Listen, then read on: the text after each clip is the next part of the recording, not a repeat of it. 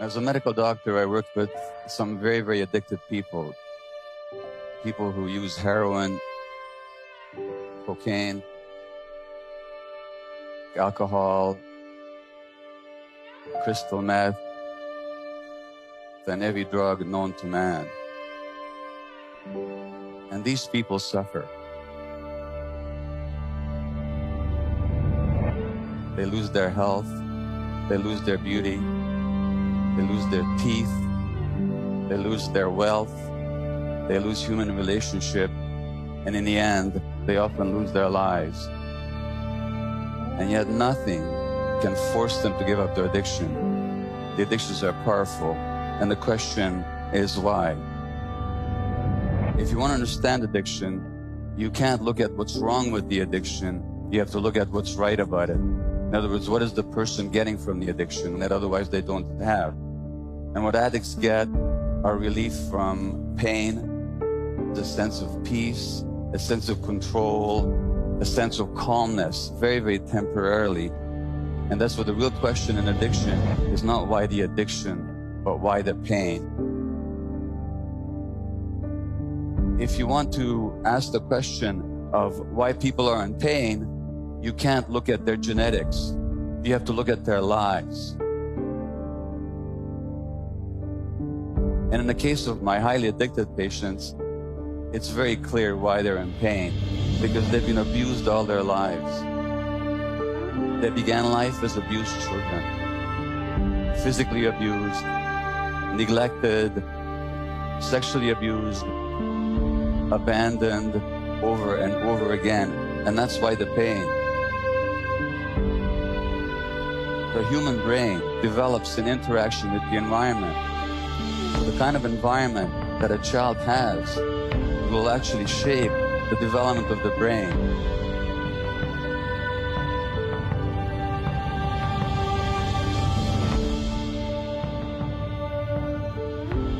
The Buddhists have this idea of the hungry ghosts. The hungry ghosts are creatures with large empty bellies and small scrawny necks and tiny little mouths, so they can never get enough. They can never fill this emptiness on the inside. And the addiction is all about trying to fill that emptiness from the outside. From that perspective, you can understand that there's many, many addictions. Yes, there's the addiction to drugs, but there's also the addiction to consumerism, the addiction to sex, to the internet, to food. For each person, there's a different way of feeling the emptiness. But the emptiness always goes back to what we didn't get when we were very small.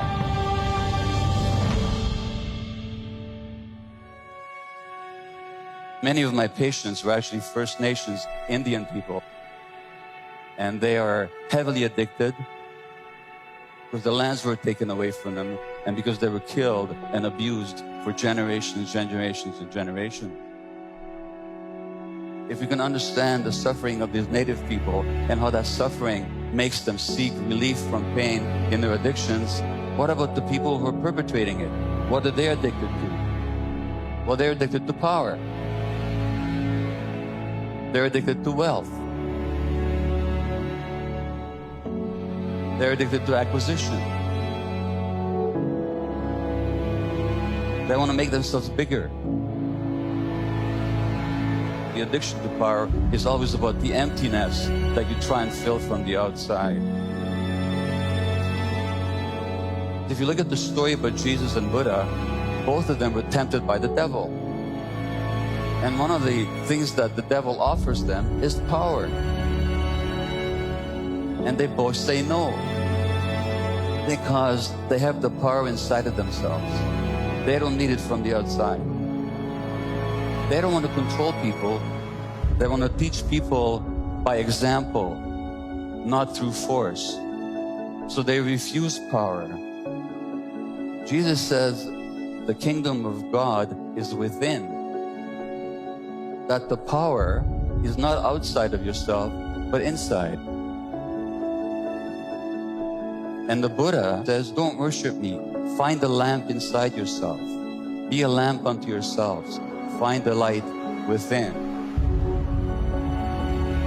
And so as we look at this difficult world, let's not look to the people in power to change things, because the people in power are very often some of the emptiest people in the world. We have to find that light within ourselves. We have to find the light within communities. And in our own wisdom, in our own creativity. If we find that light within, if we find our own nature, then we'll be kinder to ourselves, and we'll also be kinder to nature.